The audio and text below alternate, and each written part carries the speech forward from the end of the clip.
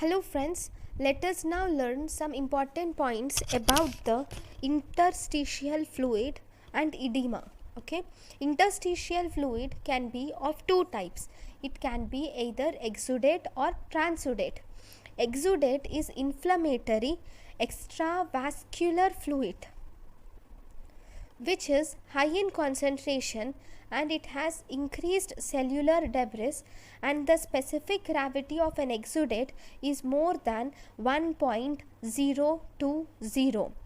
Here in exudate occurs because of the alteration or increased permeability of smaller blood vessels in the area of injury. Whenever there is increased permeability of blood vessels, this causes exudate.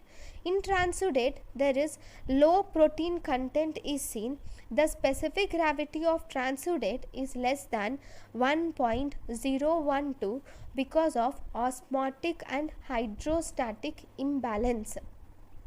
So these are the two different types of interstitial fluid, which are exudate and transudate.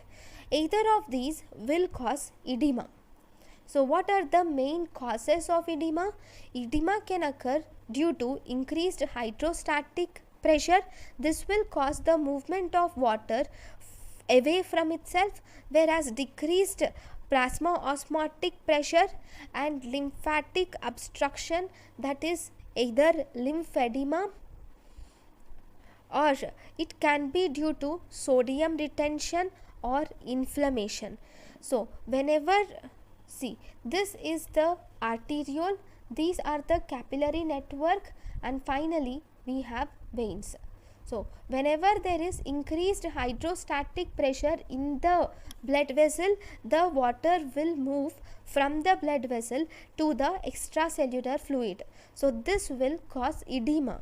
Obviously, because of increased fluid in the extracellular fluid, there will be swelling causing edema. So edema can occur due to increased hydrostatic pressure. Now this fluid which is present in the extracellular fluid, it can either go to the venules or it can go to the lymphatics, which from the lymphatics goes to the internal jugular vein. Now the problem is if there is obstruction in the lymphedema. So if you see, let me tell you again, I'm sorry, 1 minute.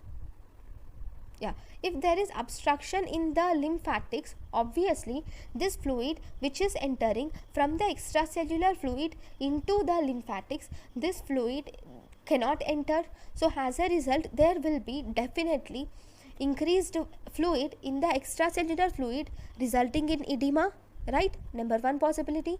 Number two possibility, increased hydrostatic pressure will cause increased hydrostatic pressure in the vessel will cause increased flow of solvent or water from the plasma into the extracellular fluid, thus increasing the edema. Or whenever this water which is entering the venules is less. When can it be less? If there is less plasma osmotic pressure, then obviously this water entering will be less. So even that will result in edema. So these are the different causes which we are going to see now.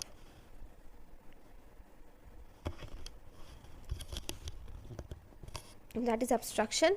Fine. Now causes of edema.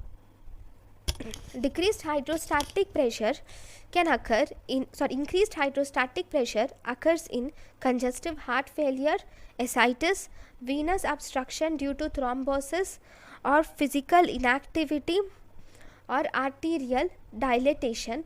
All these will cause increased hydrostatic pressure. Decreased plasma osmotic pressure like liver cirrhosis, malnutrition, protein losing, gastroenteropathy, all these results in edema. Lymphatic obstruction or lymphedema, especially after surgery or irradiation, neoplasia and inflammation results in edema. Sodium retention like increased salt intake, decreased renal perfusion or increased renin angiotensin aldosterone system or activity causes edema. So all these are the causes of edema, right? Now Thank you guys for watching my lecture. Thank you.